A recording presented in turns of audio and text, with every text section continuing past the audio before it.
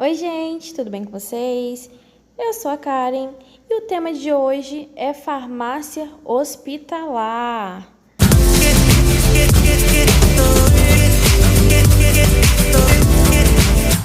Então, pessoal, quando falamos em farmácia hospitalar, eu creio que vem à cabeça de vocês uma farmácia dentro do hospital, medicamentos, farmacêutico, mas vai muito mais além do que isso.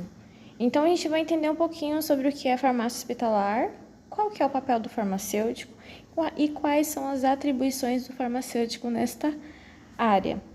E para começar, a gente vai falar sobre logística e farmácia hospitalar, que vai desde a aquisição de medicamentos até a distribuição dos medicamentos. E para começar, a gente vai entender sobre o que é farmácia hospitalar.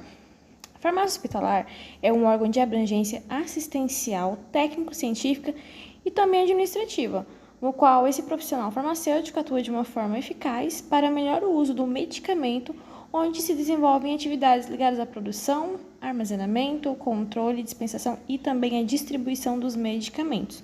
E a execução dessas atividades é ligada aos resultados para o paciente, e não apenas aos produtos e serviços, onde o profissional, o farmacêutico, é responsável pela orientação do paciente interno e também pelos pacientes ambulatoriais.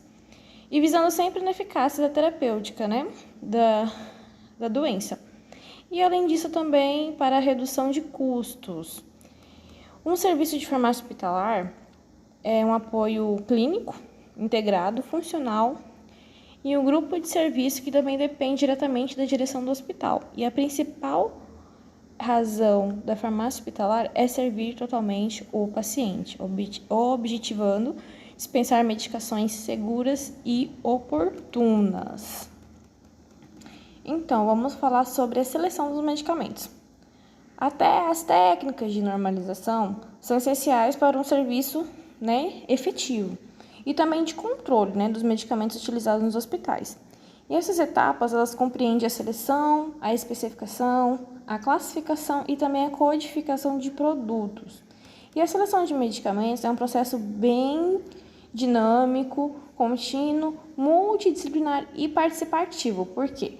Porque envolve um grupo multidisciplinar, E para selecionar medicamentos, ele também tem como objetivo escolher dentre todos os itens que são fornecidos no mercado, mas adotando sempre os critérios de eficácia, segurança, qualidade e custo também dos medicamentos. E também para proporcionar condições de uso seguro e racional dos medicamentos que serão dispensados para os pacientes. E para implementar a seleção desse medicamento, é necessário a instalação de uma comissão farmacêutica terapêutica, que é uma equipe, como a gente tinha falado, multidisciplinar, composta por médicos, enfermeiros, farmacêuticos, administradores e também profissionais envolvidos. E a seleção dos antibióticos e os germicidas deve ser realizada com a participação da Comissão de Controle de Infecção do hospital. E a padronização facilita o processo de aquisição de armazenamento, distribuição e gerenciamento também de estoque. E agora sobre a aquisição dos medicamentos. Comprar ou prover medicamentos são primordiais na atividade do hospital, é essencial. E as pessoas envolvidas neste processo desempenham um papel muito importante. E essas pessoas, elas têm que ser profissionais capacitados e devem realizar de maneira para melhor atender os interesses tanto do paciente quanto também do hospital. E os hospitais realizam suas aquisições de maneira diferentes, sendo que a administração privada, no caso os hospitais privados, estabelecem suas próprias normas e diretrizes de necessidades, conforme as suas necessidades de compra. E os hospitais já de administração pública, os públicos, definem as formas de aquisição a fim de atender às normas e leis vigentes. Então, o processo de compra de medicamentos no setor público é bem complexo. Envolve um conjunto de exigências legais e administrativas também, que devem ser cumpridas. E essas normas, elas são regulamentadas por duas leis, que uma delas é a Lei número 8.066, de 6 de junho de 1993, que institui normas de licitação. E a Lei número 10.520, de 17 de julho de 2002, que institui a modalidade de licitação denominada pregão. Então, essa lei de número 8.663, ela define também modalidades de licitação, sendo que as mais utilizadas são a aquisição de medicamentos por meio de conferência, o pregão presencial eletrônico, mas hoje é utilizado muito o eletrônico, né, via internet. E o módulo também convite. E essas modalidades, elas se diferenciam tanto nos valores para os quais podem ser utilizadas, quanto a necessidade de documentos, complexidade de processo e o tempo da realização também, tá? E também tem o modo de dispensa de licitação, né? Que é em casos em que o valor não ultrapasse os limites estabelecidos pela legislação, em casos emergenciais, onde a aquisição deve ser dada pela quantidade necessária para atender a demanda momentânea ali no caso, né? Então, essa dispensa de licitação só entra em casos de urgência e emergência, né? Até porque acontece de uma forma muito rápida. Em hospitais privados, a aquisição pode ser feita por meio de pesquisa de preço, contrato de fornecimento com fornecedores, previamente selecionados ou adotando umas normas particulares deles mesmos, né, estabelecida pela instituição, que pode ser por meio de cadastro prévio de fornecedores, número mínimo de cotação, definição de prazos de entrega e conhecimento de preços praticados também no mercado. E o almoxarifado? O almoxarifado, eles precisam ser estruturados para desempenhar atividade de recebimento, estocagem e conservação e controle de estoque. E dentro desse contexto de almoxarifado, para o melhor desempenho das atribuições, os almoxarifados devem ser constituídos conforme orientações. No caso de localização, né, porque a localização do almoxarifado tem que ser planejada em função da logística de distribuição, ou seja, o mesmo tem que ser localizado como estratégia em relação às unidades de saúde que serão abastecidas. E a área física deve ser planejada também de acordo com a demanda de cada subprefeitura, tá? E tem as exigências também da estrutura física, né? Que deve ter um espaço suficiente para a manobra de caminhões que farão a entrega dos produtos, também deve conter plataforma de carga e descarga, carroceria, o caminhão, né? Carrinho também para fazer a descarga dos medicamentos.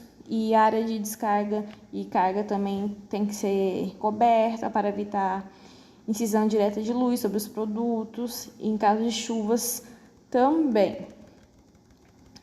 E a estrutura física interna, né, as instalações devem ser projetadas de acordo com o volume operacional do almoxarifado, mas as condições físicas devem ser observadas também.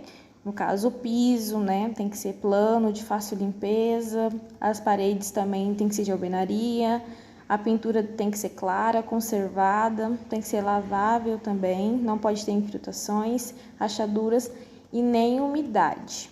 O teto tem que ser de preferência de laje, mesmo, né, do tipo pré-moldado, e deve evitar telhas de amianto, porque absorvem muito calor. E também tem que ter sinalização interna, né, nas áreas distante, além dos locais também de extintor de incêndio. Os equipamentos devem ser pensados em função do espaço, né? Do espaço físico e do volume também do almoxarifado, para não ser nem tão pequeno e também não muito grande, né? E os carrinhos para transporte depende do volume operacional também do almoxarifado. E o sistema de ar-condicionado é muito importante porque ele vai controlar ali a temperatura adequada, né, do local para armazenamento dos medicamentos. E em caso de não tiver sistema de ar-condicionado, né, tem os ventiladores também. E os exaustores são úteis porque ajudam a ventilação, né, do ambiente. E também tem que ter termômetros, né, que são recomendados porque registram as temperaturas máximas e mínimas para a medição da área de estocagem. E também devem ser usados termômetros adequados, né, na medição de temperatura das câmeras frias ou dos refrigeradores, para em casos de medicações termoláveis, né, que tem que ficar em temperaturas a menos. E também no caso da câmara fria, né, é utilizada a conservação de 2 graus a 8 graus. E o refrigerador também é o mesmo. E a área do almoxerifado, né, como eu tinha falado antes, pode ser destinada à estocagem de medicamentos e produtos para a saúde. Para tanto, devem ser previstos setores separados para os mesmos. Então, recomenda-se que cada setor de medicamento e produto de saúde tenha um profissional responsável. E deve ser estruturado para conter as seguintes áreas, que é a recepção, que é a área destinada ao recebimento dos produtos, a expedição, que é a área destinada à organização, separação, conferência e liberação também dos produtos. Vestiário, destinado ao pessoal de carga e descarga, refeitório e sanitários também, tá? E os medicamentos sujeitos a controle especial, recomenda-se que haja uma sala conservada, né, para esse armazenamento, desses medicamentos, no caso, né? E o mesmo deve atender às especificações sobre ventilação, temperatura, condições de umidade e também, se necessário, armazenamento geral, tá? E os medicamentos termoláveis devem ser armazenados em equipamentos apropriados para conservação a frio, no caso de câmara fria ou refrigerador, tá? E é importante ressaltar também que a recepção e a expedição pode ou não estar localizados no mesmo espaço.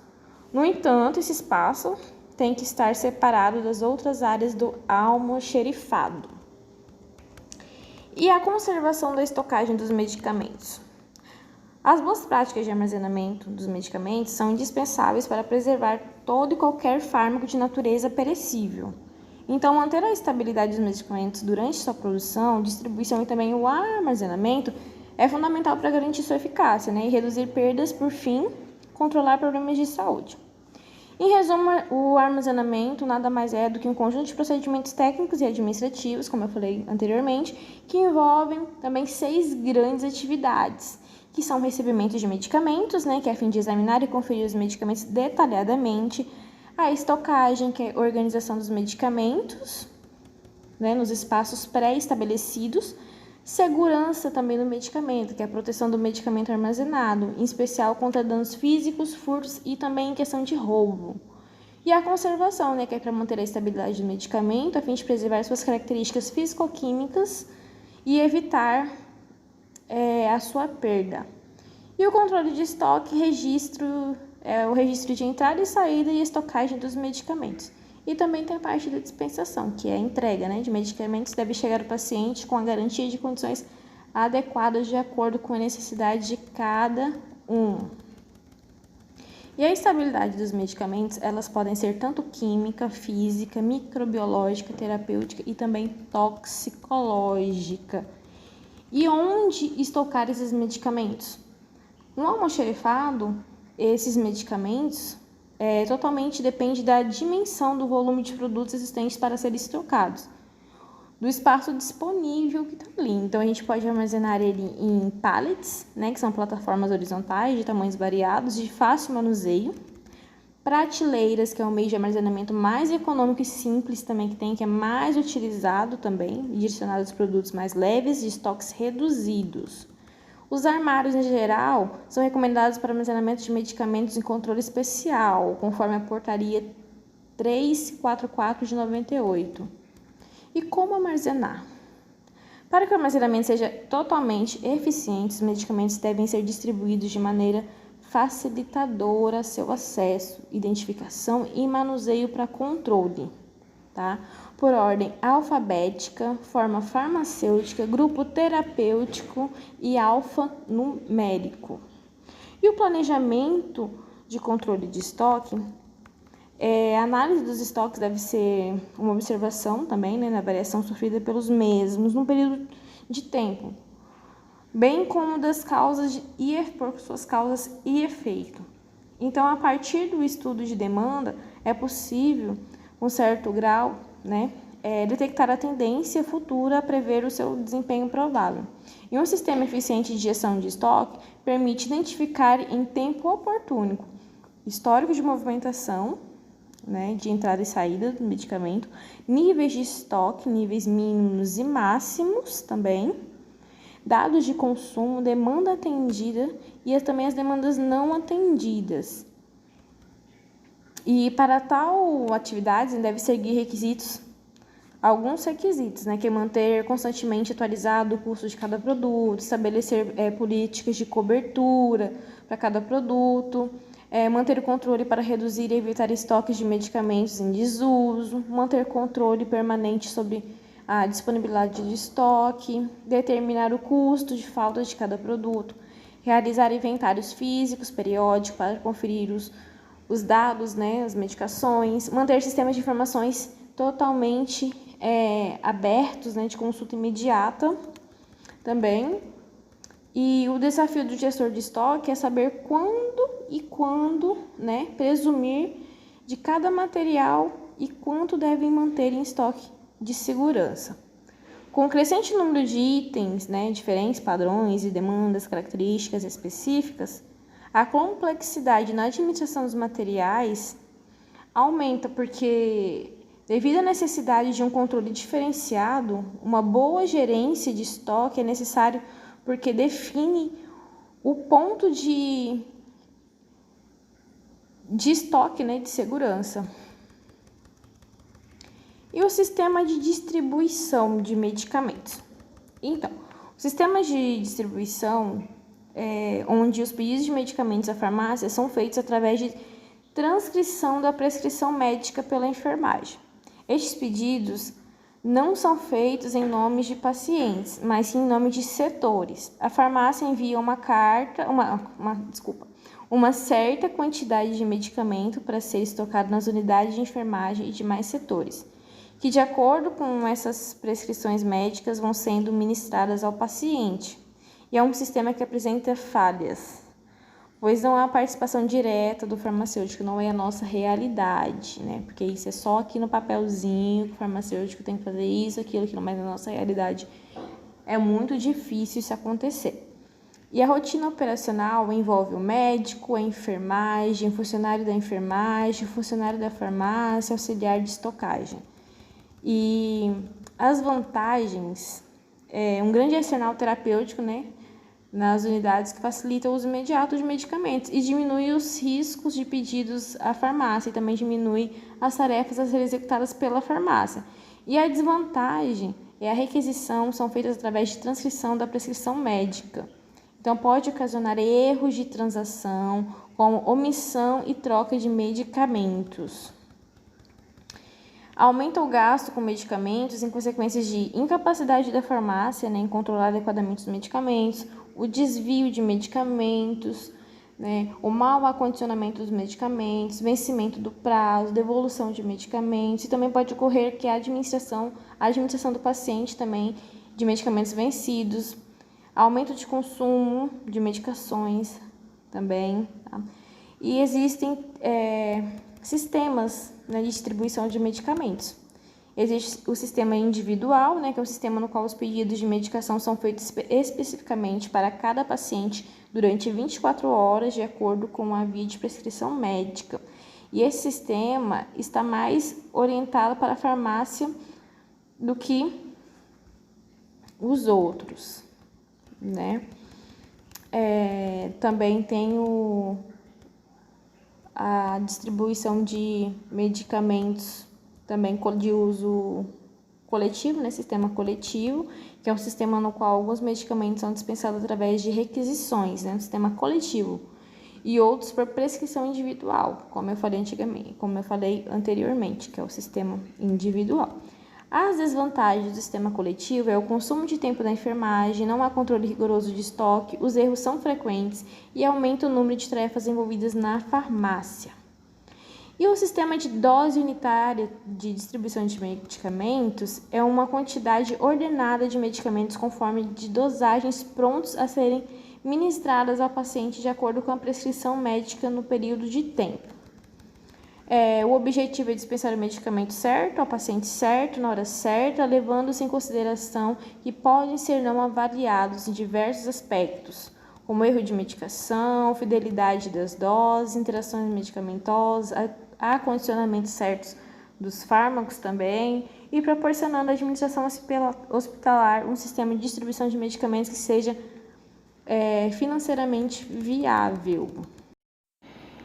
Então, o nosso segundo tópico vai ser sobre segurança do paciente, que entra a comunicação entre membros do hospital, segurança da prescrição e uso do medicamento, higienização das mãos, redução de riscos de queda, farmácia hospitalar no centro cirúrgico, cirurgia segura, identificação correta do paciente e a farmacovigilância hospitalar. Então, a comunicação entre os profissionais da área da saúde tem que ser muito precisa, completa e sem qualquer tipo de interrupção. E tem que também ser oportuna e compreendida por todos, porque dessa forma as instituições de saúde reduzem as ocorrências de erro, resultando na melhoria da segurança do paciente. E os resultados de uma boa comunicação proporcionam inúmeras vantagens e torna elas também altamente eficazes e exige muita dedicação também e atenção. E diariamente a comunicação na instituição de saúde é um item básico e mais do que importante, né? Porque vale a pena frisar que a transmissão de uma mensagem nesse tipo de ambiente não é só apenas de forma verbal, também pode ser de forma textual, por meios remotos também e até pessoalmente. Seja em situações de emergência, transferência de paciente entre unidades, registros de prontuários e outras situações. É muito importante manter a segurança do paciente, então tem que ter uma comunicação entre a equipe multidisciplinar para evitar os erros, né, erros de medicação. A gente tem que passar uma segurança ali pro paciente.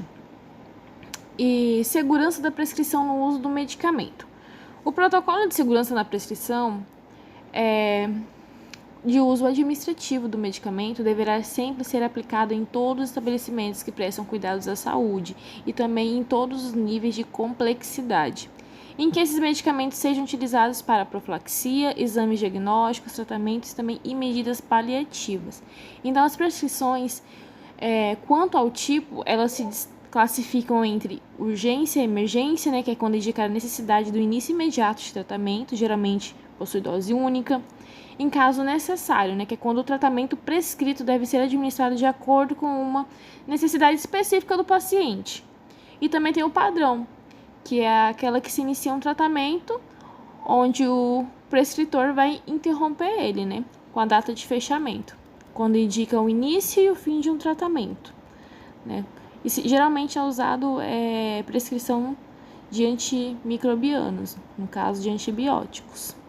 E os itens de verificação para a prescrição segura de medicamentos é a identificação do paciente.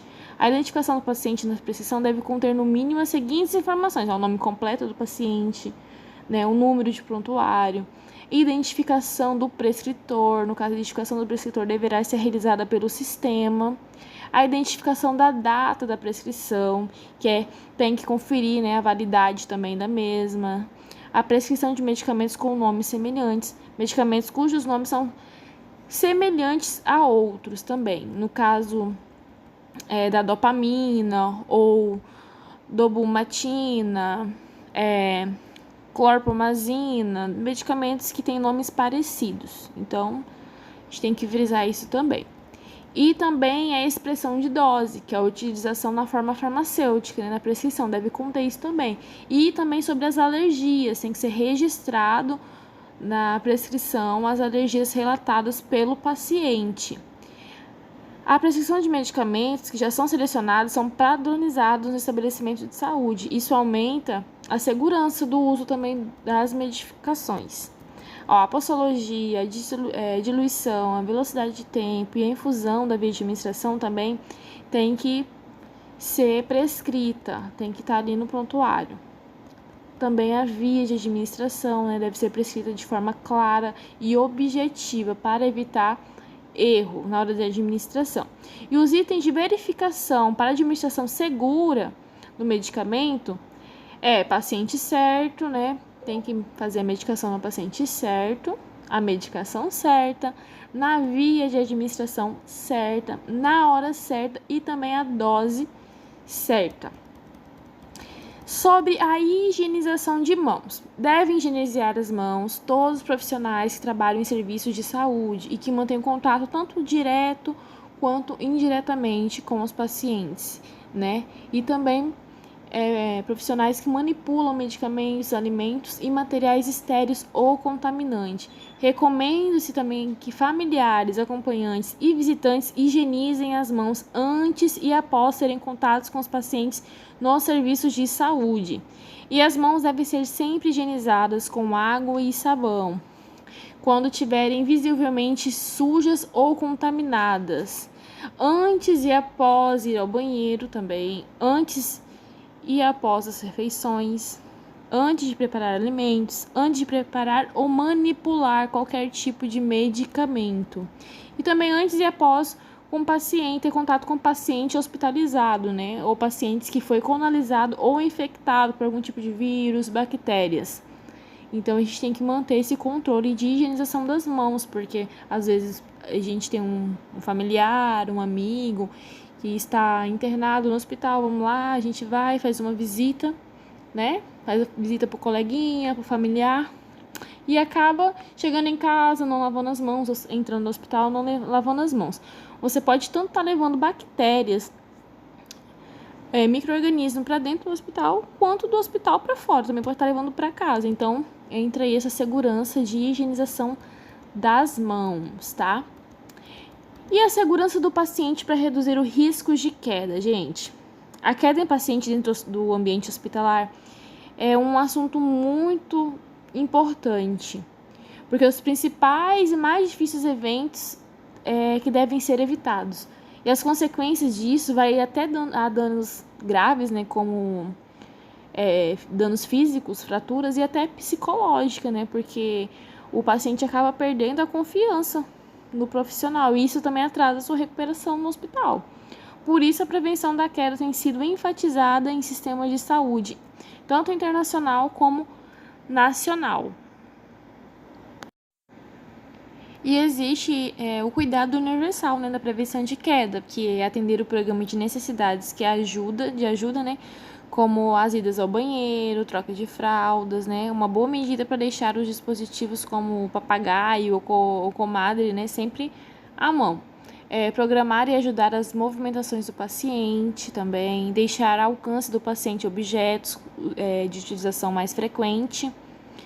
Informar o risco e cuidados para o paciente, recomendar que o paciente nunca seja deixado sozinho e que o acompanhante comunique a enfermagem, né, sempre que precisar se ausentar do local, orientar quanto ao tempo de uso de sapatos adequados, roupas, tamanhos, orientar o paciente e a família sobre a disposição de funcionamento dos móveis e equipamentos, sobre a localização do banheiro, manter sempre o chão limpo, seco e o ambiente organizado, proporcionar iluminação adequada, manter a cama sempre baixa e travada, manter as grades superiores da cama elevadas e manter a área livre para deambulação, né, para o paciente poder ter acesso livre dentro do quarto, né. E a farmácia hospitalar no centro cirúrgico. A complexidade do centro cirúrgico exige um farmacêutico. E a previsão de gerenciamento de medicamentos e também materiais, né, é indispensável para a realização de procedimentos, né, no centro cirúrgico. E na atuação do centro cirúrgico, o farmacêutico ele se dedica também em questões administrativas e burocráticas, né, ficando responsável ele por organizar e prover e acompanhar e também deixar disponíveis materiais para as cirurgias. E a missão do farmacêutico é promover e incentivar a qualidade técnica do atendimento, a partir do entendimento entre os profissionais, estabelecendo então estratégias de avaliação e controle de processo, resgatando o profissionalismo também e valorizando o trabalho. E tem algumas atividades que são desempenhadas pelo farmacêutico dentro do centro cirúrgico, é o monitoramento de estoque de medicamentos, materiais especiais e convencionais, né, observando os pontos críticos, né, de abastecimentos, cobrando dos setores responsáveis, né, também busca de soluções contínuas na melhoria dos processos, identificação e treinamento de profissionais, foco nos resultados também, trabalho em equipe, elaboração e atualização de procedimentos operacionais, que é o famoso POP, e identificar talentos e habilidades na equipe também. É um papel do farmacêutico no centro cirúrgico. E a cirurgia segura? Então, o protocolo de cirurgia segura se constitui em um conjunto de regras estabelecidas em um consenso internacional, que foi comandado pela Organização Mundial da Saúde, a OMS. Ele com o objetivo de tornar as intervenções cirúrgicas mais seguras para o paciente, tendo, o objetivo de reduzir a incidência de complicações relacionadas aos procedimentos cirúrgicos e prevenção de cirurgia de procedimentos invasivos em local indeterminado, no caso de local errado, de procedimentos errados e também em pacientes errados. E também atender as metas de segurança do paciente, que é o uso do antibiótico, controle glicêmico, garantir a manutenção do pós-operatório, a profilaxia também, e a prevenção também de infecções hospitalares, prevenção de pneumonia ali associada à ventilação mecânica. E a identificação do paciente? A identificação correta do paciente é muito importante, gente, porque garante a segurança do processo assistencial. E essa ação é um ponto de partida para a correta execução das diversas etapas de segurança na equipe e na instituição. Em qualquer situação, mesmo naquelas em que o paciente não pode responder por si mesmo, isso garante o atendimento correto para a pessoa correta. Então, o processo de identificação do paciente deve ser capaz de identificar corretamente o indivíduo como sendo uma pessoa para a qual se destina o serviço, no caso de medicamentos, exames, cirurgias, tratamentos, no geral. Esse processo exige pelo menos 2 diferentes parâmetros, como o nome completo e a data de nascimento do paciente e o número de identificação do prontuário. Nas instituições, o resultado desse processo é monitorado por meio de identificador de tripla checagem, que consiste na verificação por sistema de leitura eletrônica do código de barra, que é aquela pulseirinha que tem os códigos de barras. Tem esse modo de identificação do paciente. E no processo de identificação do paciente inclui 2 informações, que é o nome completo, a data de nascimento do paciente. São inseridos em forma de código de barras para a identificação correta do paciente, que isso garante o cuidado que seja realizado corretamente. E a identificação acontece no momento da admissão do paciente, no momento da internação ou atendimento do paciente, por meio de pulseira, como eu tinha falado, ou por etiqueta também, fixado na roupa, mas o mais utilizado é a pulseira. E todos os processos de segurança incluem verificação prévia das informações contidas na pulseira. Então, é muito importante a identificação correta do paciente, porque isso evita qualquer tipo de erro, tanto na hora do atendimento quanto na hora da administração de medicamento, tá? Porque uma identificação não correta pode levar um paciente a ser administrado uma medicação que não era para ele, que era para outro paciente, entendeu? Então isso pode levar um dano muito grave, gente. A farmacovigilância hospitalar. O farmacêutico hospitalar, ele desenvolve atividade que favorece a sua participação em programas de farmacovigilância, podendo inclusive ele se apresentar como responsável pela implementação na instituição, no caso no hospital. Entendeu? E a equipe pode ser formada também por enfermeiros e médicos. E a estrutura interna de operação de um serviço de farmacovigilância é bem simples, gente. E segundo a Sociedade Brasileira de Farmácia Hospitalar, é recomendável a adoção de relação mínima de um farmacêutico para 250 leitos.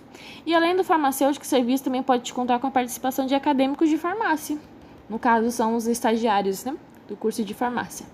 E as etapas do desenvolvimento do programa de farmacovigilância hospitalar envolvem preparar projeto específico, realizar contatos com autoridades de saúde, desempenhar ficha de notificação, produzir material impresso para informar os profissionais de saúde sobre as definições, objetivos e metodologias a serem empregadas, criar o centro de farmacovigilância com equipe técnica, promover a capacitação do pessoal do centro de metodologia, criar um banco de dados para armazenar as informações, sensibilizar os profissionais de saúde e programar também a distribuição das fichas de notificação, organizar a equipe para a busca ativa de casos e também formar um comitê multidisciplinar. E para que o farmacêutico ele possa implementar esse programa de farmacovigilância no hospital, além da capacitação específica no manejo, né, de terminologias do programa, é necessário também que ele seja preparado para monitorar esse desenvolvimento, que a gente chama de RAM. E avaliar também seu significado clínico, conhecer quando um paciente experimentou uma reação ou ser capaz também de antecipar o aparecimento da reação adversa. Então, é muito importante e é fundamental conhecer os fatores que despropõem o indivíduo às reações adversas, né? Então, a farmacovigilância, o papel do farmacêutico dentro do hospital, na área da farmacovigilância, é evitar as reações adversas e o uso irracional de medicamentos. Então, é monitorar ali a administração de medicamentos e a dispensação de medicamentos de forma correta. O nosso terceiro tópico vai ser sobre farmacovigilância hospitalar. Embora eu tenha falado no tópico anterior um pouquinho sobre farmacovigilância, mas eu falei no básico, assim, sabe, por cima.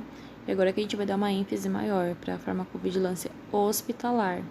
Então, vamos ver processo de investigação, farmácia clínica e unidade de terapia intensiva, que é a UTI, farmacêutico em oncologia, auditoria e erro de medicação.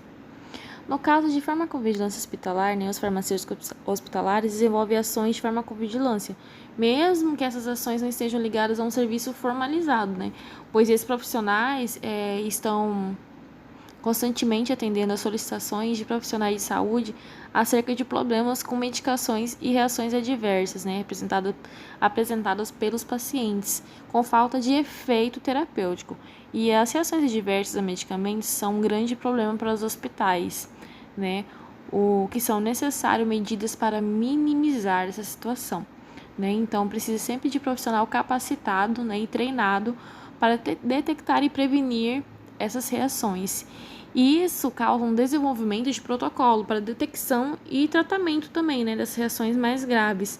E as notificações de suspeitas de efeitos adversos de medicações devem ser analisadas e também, dependendo do tipo de notificação, deve haver uma investigação mais profunda, né, para apurar o porquê, né, o que está causando esse evento. E a identificação de análise das falhas potenciais no processo de investigação devem ser realizadas avaliando o ciclo de assistência farmacêutica de cada hospital, né? Identificando os pontos críticos ali, né, que influenciam na qualidade, na segurança e também na eficácia da terapêutica e do medicamento. E na farmácia clínica, na unidade de terapia intensiva, né? Hoje a farmácia clínica, ela pode ser definida como uma área da farmácia, né, que envolve a ciência e a prática do uso racional de medicamentos, né, objetivando um efeito terapêutico máximo com mínimos efeitos indesejáveis. E o envolvimento do farmacêutico clínico em todo esse processo foi cada vez mais necessário para acompanhar a evolução diária do paciente, contribuindo para que o medicamento seja utilizado de forma segura e adequada. E por muito tempo, os médicos foram responsáveis, né, pela prescrição, os farmacêuticos pela dispensação e os enfermeiros pela administração do medicamento ao paciente. Cada um desses profissionais prestava, né, sua assistência de maneira segmentada, né, que de forma, se um errasse, todos iriam errar. Então, hoje a gente sabe que o trabalho em equipe, né, educação, treinamento, o farmacêutico é capaz de formar um elo entre o médico e o enfermeiro, né, ter visão geral de todo o processo, da prescrição até a administração do medicamento. E dessa forma, ele agrega a segurança do paciente, né, no uso do medicamento, que ele entrega ali um produto correto, né, de forma segura. E o produto final dessa integração é o aprendizado recíproco entre a equipe, né? Pois o trabalho em equipe, ela proporciona, né, uma troca permanente de informações também e experiência. E muito se discute sobre a evolução, né, do impacto da atuação do farmacêutico na unidade de terapia intensiva, né? Participando da visita multidisciplinar na beira do leito do paciente, colaborando com o médico para a prescrição segura e uso racional do medicamento, participando de processos de padronização de dispensação de medicamentos e também promovendo informações técnicas à equipe, participando sempre ativamente ali de protocolos clínicos e reduzindo os custos também associados à terapia medicamentosa. E o farmacêutico na oncologia. Então, em oncologia, o farmacêutico é um principal instrumento, né, para a qualidade da farmacoterapia. As suas atribuições excedem a simples dispensação, desde a simples, né, dispensação até a prescrição médica, ou ainda a manipulação do medicamento, né? A sua atuação é importante em várias etapas da terapia antineoplásica. A seleção da padronização de medicamento e material. O farmacêutico, ao conhecer efetivamente os protocolos de terapia, né, antineoplásica, tem responsabilidade na seleção de produtos que atendam às exigências legais, né, do cumprimento de boas práticas de fabricação pelo fornecedor, na avaliação técnica e na notificação de queixas técnicas também, com órgãos reguladores. Em caso de auditorias internas, o farmacêutico também é responsável por realizar auditorias internas no que diz respeito à estrutura da área e preparo de quimioterapia, estocagem de medicamentos e manutenção preventiva de equipamentos de acordo com a necessidade operacional. E as informações também sobre os medicamentos, né, que o farmacêutico assume a função de avaliar, né, a bibliografia da medicação, né, a informação segura das fontes confiáveis, né, contribuindo para o aprimoramento na qualidade das condutas e de prescrição terapêuticas, né. O farmacêutico atua no processo de comunicação, fornecendo aos membros da equipe, né, informações sobre a farmacocinética e farmacodinâmica de doses usuais, né, das medicações, de formas e vias também de administração, doses máximas, doses que podem causar toxicidade, né, cumulativa também. E em virtude dos avanços tecnológicos também, da descoberta de novas terapias, né, é disponibilizado aos pacientes um amplo espectro de opções terapêuticas mediante a esses casos. Aí a farmacovigilância, né? O farmacêutico, por ser parte, né, importante da equipe multidisciplinar de terapia antineoplásica, deve acompanhar a visita médica, discussões de casos clínicos também, podendo se aproximar mais, né, e influenciar também de forma positiva, né, o perfil da prescrição. E se tratando de terapia também antineoplásica, os pacientes são candidatos ao desenvolvimento de potenciais reações adversas devido a poliquimioterapia, né, que é a margem terapêutica estreita dos medicamentos em uso, de tratamento prolongado. Então, também tem a educação contínua da participação em comissões institucionais também, que o farmacêutico tem essa participação.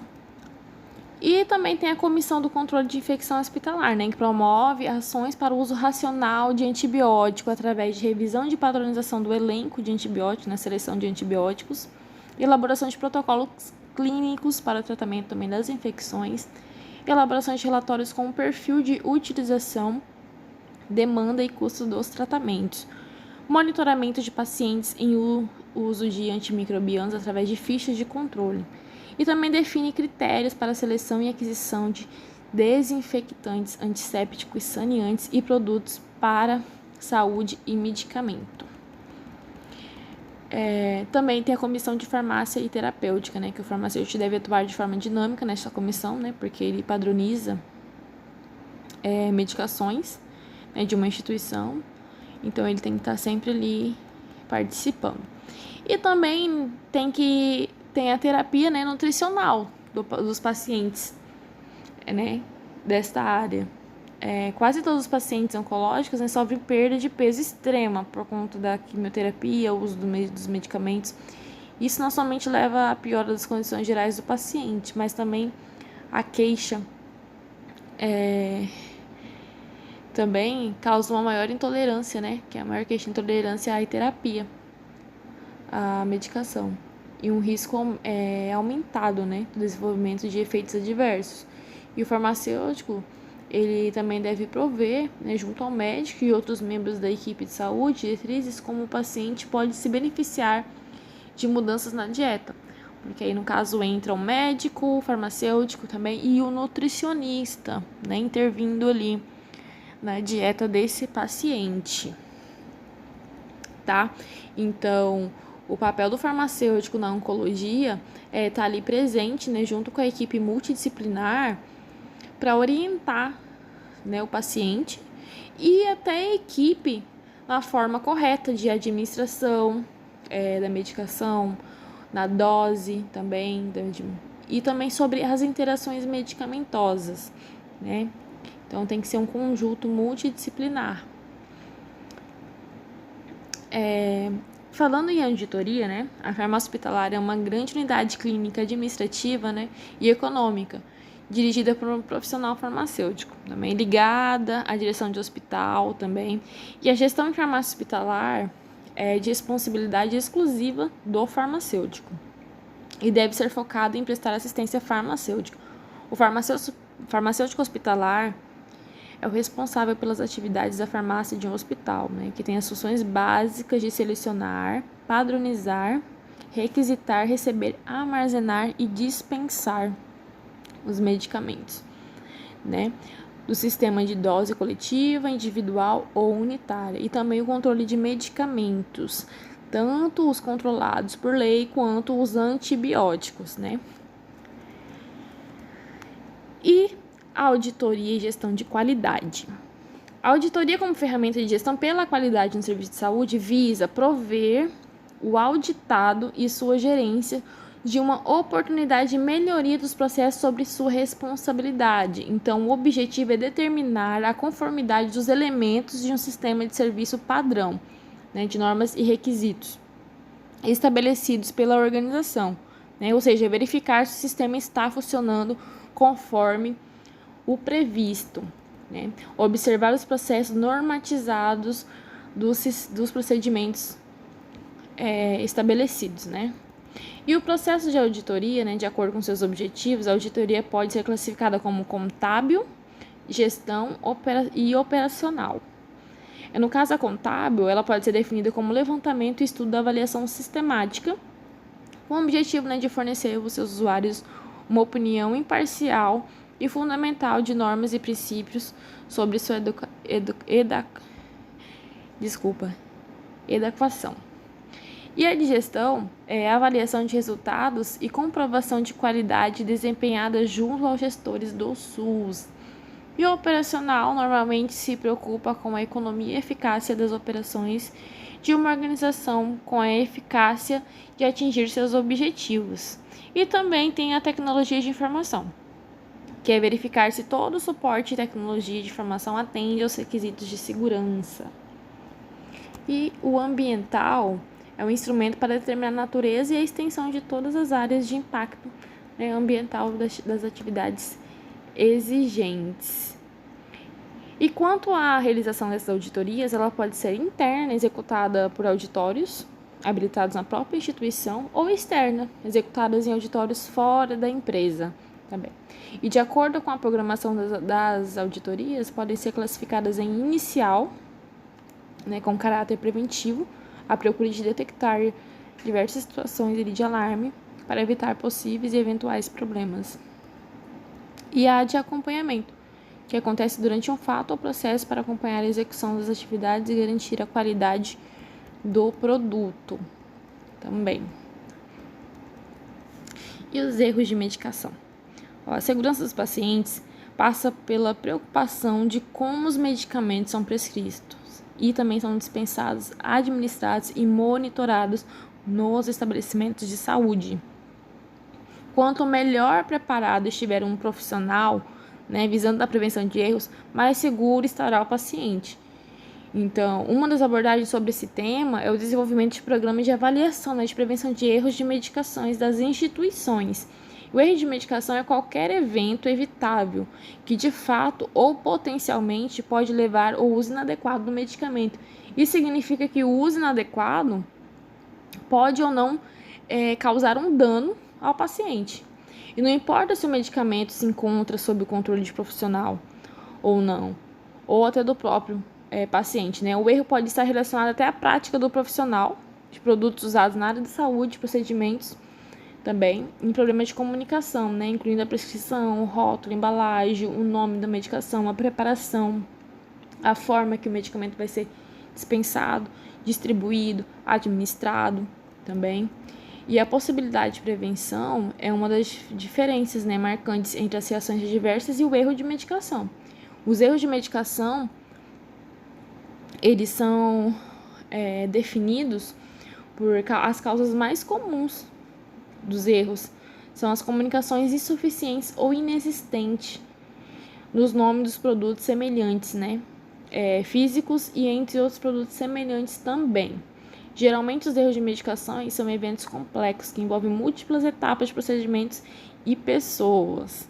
E por isso é necessária uma revisão de toda a etapa do ciclo do medicamento para identificação, né, dessas falhas, que no caso tem que seguir, né, a prescrição, que é a avaliação de necessidade da seleção do medicamento, a dispensação, a administração e a monitorização.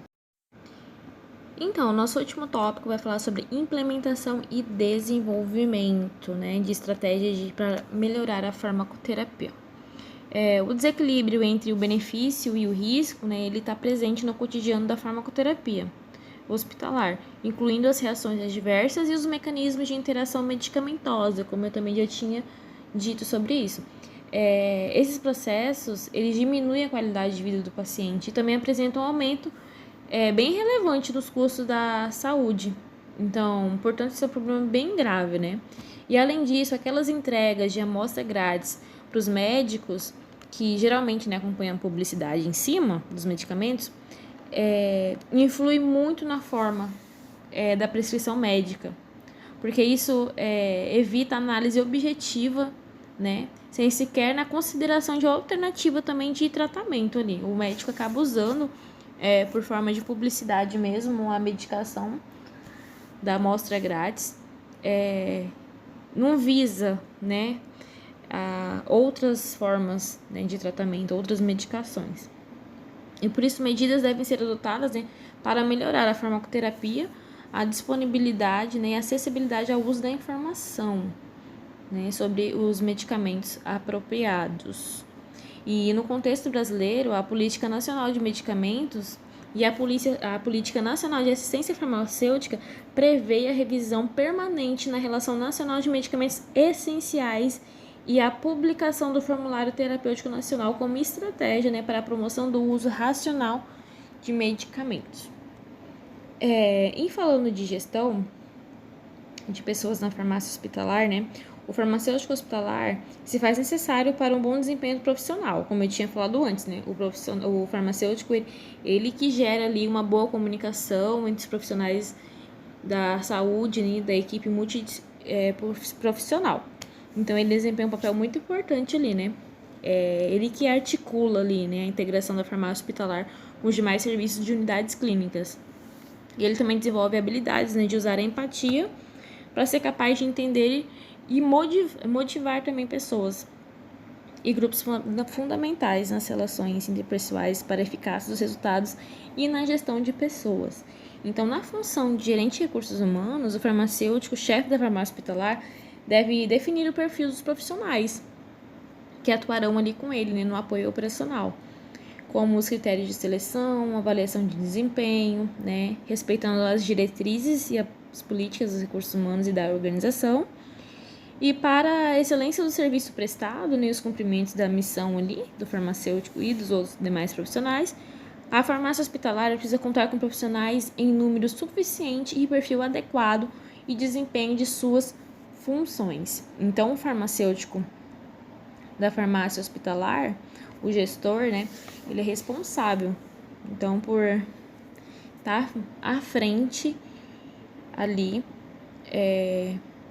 lidando diretamente com contratações, né, e selecionando perfis, né, que estarão ali atuando diretamente com ele. E sobre a rastreabilidade dos medicamentos na unidade de farmácia hospitalar para controle de infecção, né, todos os critérios utilizados pelo serviço de saúde necessitam de um cuidado, né, muito específico e passam por processo de monitoramento que depende de uma gestão eficiente, né? E um desses processos é a rastreabilidade de medicamento na farmácia hospitalar, né? A identificação e controle, né, a partir do recebimento até a dispensação do medicamento e a administração também, até do paciente. E pode parecer até absurdo, mas a A falta de rigor nesse processo de gerenciamento de medicamentos ocorre ainda, gente. Pior que ocorre muito erros ainda. Mesmo com uma legislação vigente que especifica as normas de controle, os números demonstram que a rastreabilidade de medicamentos da farmácia hospitalar ainda precisa de atenção, né? Tanto por parte do poder público quanto por parte também dos profissionais que atuam nesse setor. E uma vez que os hospitais privados não fogem à regra, né? Afinal, esse monitoramento é imprescindível, né, para o controle sobre a validade dos remédios, seja mantido durante o processo, evitando o desperdício e mais ainda a administração, né, dos medicamentos sem condição de uso, o que significa que o comprometimento parcial ou até mesmo total da saúde dos pacientes. E não é difícil, né, imaginar como esse processo pode beneficiar todo o setor de saúde, né, com a implementação de um sistema de codificação que envolva todos os dados necessários para acompanhamento dos produtos, dos medicamentos, né. E tem alguns benefícios, né, desse processo de farmácia hospitalar para os gestores e profissionais da população em geral, né, que é a redução dos gastos nas instituições de saúde, né, que é a rastreabilidade de medicamentos na farmácia hospitalar pode significar uma redução de até 100% nos gastos de compras de urgência, né, já que permite um melhor gerenciamento de estoque. A administração mais seguras, né, com a rastreabilidade é possível acompanhar todo o caminho do medicamento até o momento da administração ao paciente, né, garantindo que o remédio certo chegou até o paciente na hora certa e pela via certa também. E a diminuição do desperdício também de casos de desvio, né, porque infelizmente a saúde pública conta com inúmeros casos, né, de desvio de medicamentos. E além do desperdício gerado, né, pela má conservação, gerenciamento de estoque, né, e manipulação incorreta.